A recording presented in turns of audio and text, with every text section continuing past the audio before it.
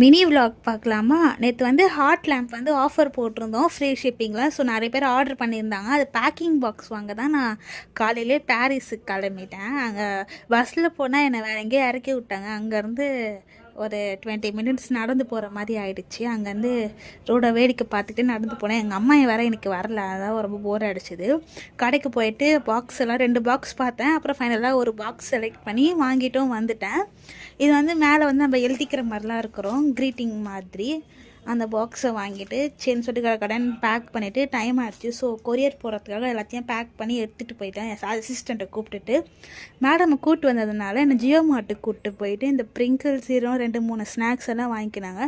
Pringles மட்டும் போதும்னு சொல்லி தான் என்னை கடைக்கே கூப்பிட்டு போயிட்டு இதெல்லாம் இஷ்டத்துக்கு எடுத்து போட்டுக்கிட்டு எனக்கு வந்து மொய் வச்சாங்க. அங்கேருந்து திருப்பி வரப்போ ஒரு காளான் கடை பார்த்தோம். சரி அங்கே ஒரு பானிபூரி வாங்கி சாப்பிட்டுட்டு ஒரு காளானையும் வாங்கி பார்சல் பண்ணிவிட்டு வீட்டுக்கு கிளம்பிட்டோம். மினி விலாக் இதே மாதிரி போடலாமா? எனக்கு கமெண்ட்ஸில் ஷேர் பண்ணுங்கள். பாய்.